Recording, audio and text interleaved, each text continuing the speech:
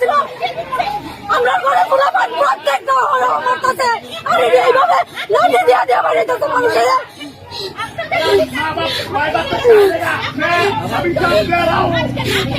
এই জবাব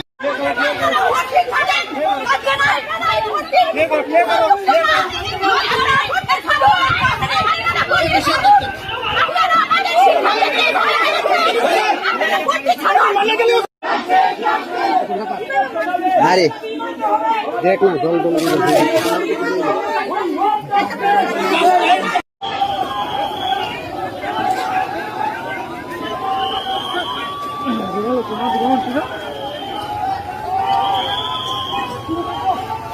যতক্ষণ ব্যবস্থা হবে না ততক্ষণ আমাদের লড়াই চলবে। কাজেই আমাদের জয় একদিন নিশ্চিত, কেউ আটকাতে পারবে না। আমরা একদিন জয় হব, আমরা একদিন আমাদের চাকরিকে ছিনিয়ে নেব। এটাই আমাদের লড়াই।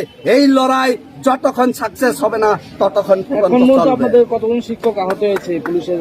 এখন অব্দি তো আমি নিজেও আহত, কতজন আহত হয়েছে সেটা বলতে পারবো না, কিন্তু বহুজন আহত হয়েছে। এই আমাদের শিক্ষামন্ত্রীর মতো কতজন চাকরি হবে জানি না, প্রচুর। এটাও আমাদের কতজন আহত হয়েছে আমরা জানি না, প্রচুর।